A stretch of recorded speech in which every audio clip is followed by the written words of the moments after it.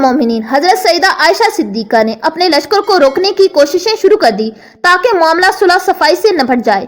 حضرت سیدنا علی المرتضیٰ نے بھی اپنی فوج کو جنگ سے روکنے کی کوشش کی، لیکن اس دوران جنگ کا دائرہ وسیع ہو چکا تھا۔ حضرت سیدنا علی المرتضیٰ رضی اللہ عنہ نے جب تمام معاملہ دیکھا تو آپ رضی اللہ عنہ نے میدان جنگ میں موجود حضرت طلحہ بن عبید اللہ سے مخاطب ہو کر فرمایا، اے طلحہ رضی اللہ عنہ، تم نے میری مخالفت میں یہ سب کیا، تم اللہ عز و جل کو اس کا کیا جواب دو گے؟ کیا میں تمہارا دینی بھائی نہیں ہوں؟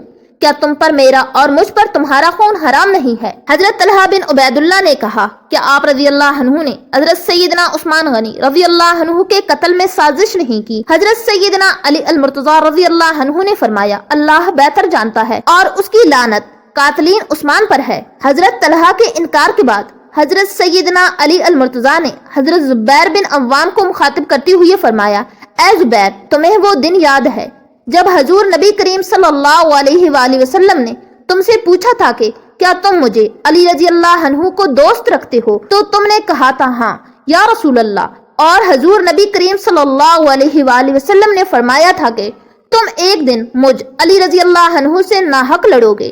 حضرت زبیر بن عوام نے جب حضرت سیدنا علی المرتضیٰ کی بات سنی تو آپ رضی اللہ عنہ کی آنکھوں میں آنسو آ گئے اور آپ رضی اللہ عنہ نے کہا، اے ابو الحسن، آپ رضی اللہ عنہ اگر مجھے یہ بات مدینہ منورہ میں یاد دلا دیتے تو میں کبھی بھی آپ رضی اللہ عنہ کے مقابلے کے لیے نہ نکلتا۔ اس تمام گفتگو کے بعد حضرت زبیر بن عوام اس جنگ سے علیحدہ ہو گئے۔ آپ رضی اللہ عنہ نے اپنے صاحبزادے عبداللہ بن زبیر رضی اللہ عنہ کو بھی حکم دیا، لیکن انہوں نے جنگ سے کنارہ کشی اختیار کرنے سے انکار کر دیا۔ حضرت زبیر بن عوام میدان جنگ سے علیحدہ ہو کر تنہا بصرہ روانہ ہو گئے۔ راستے میں احنف بن قیس کے لشکر کا ایک بدبخت عمرو بن الجرموز آپ رضی اللہ عنہ کے تعاقب میں روانہ ہو گیا۔ آپ رضی اللہ عنہ نے اس سے دریافت کیا کہ تو میرے ساتھ کیوں آتا ہے؟ اس نے کہا، مجھے آپ رضی اللہ عنہ سے ایک مسئلہ پوچھنا ہے۔ آپ رضی اللہ عنہ نے فرمایا کہ میں نماز کی ادائیگی کے بعد تیرے سوال کا جواب دوں گا۔ یہ کہہ کر آپ رضی اللہ عنہ نماز کے لیے کھڑے ہو گئے اور اس بدبخت نے آپ رضی اللہ عنہ کو شہید کر دیا اور حضرت سیدنا علی المرتضیٰ رضی اللہ عنہ کی خدمت میں حاضر ہوا۔ آپ رضی اللہ عنہ کو جب خادم نے عمرو بن الجرموز کے آنے کی خبر دی تو آپ رضی اللہ عنہ نے فرمایا، اس بدبخت کو جہنم کی بشارت کے ساتھ اندر آنے کی اجازت دو۔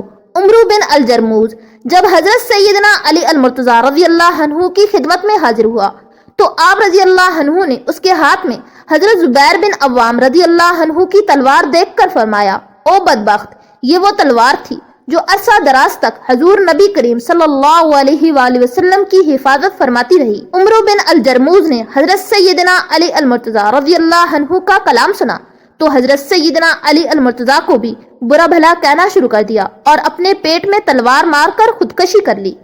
حضرت زبیر بن عوام کی میدان جنگ سے علیحدگی کے بعد حضرت طلحہ بن عبید اللہ سوچ میں پڑ گئے کہ انہیں بھی میدان جنگ چھوڑ دینا چاہیے۔ ابھی آپ اسی سوچ میں تھے کہ مروان بن حکم نے آپ رضی اللہ عنہ کو تیر مارا، جس سے آپ رضی اللہ عنہ شدید زخمی ہو گئے۔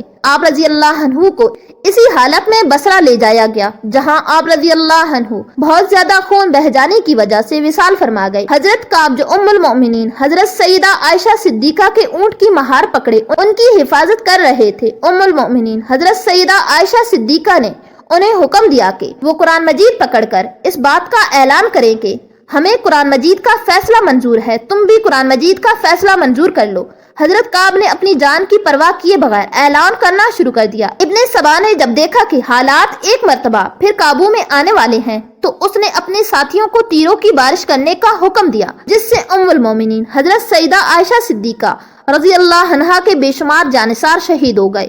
آپ رضی اللہ عنہا کی حفاظت کرنے والے باری باری شہید ہوتے جا رہے تھے۔ حضرت سیدنا علی المرتضیٰ نے جب دیکھا کہ جنگ میں کمی کی بجائے شدت آتی جا رہی ہے تو آپ رضی اللہ عنہ نے سوچا کہ اگر کسی طرح جنگ نہ روکی گئی تو بہت سے اکابر صحابہ کرام شہید ہو جائیں گے۔ چنانچہ آپ نے آگے بڑھ کر ام المومنین حضرت سیدہ عائشہ صدیقہ کے اونٹ کی کونچے کاٹ ڈالیں، جس سے ناکا نیچے گر پڑا۔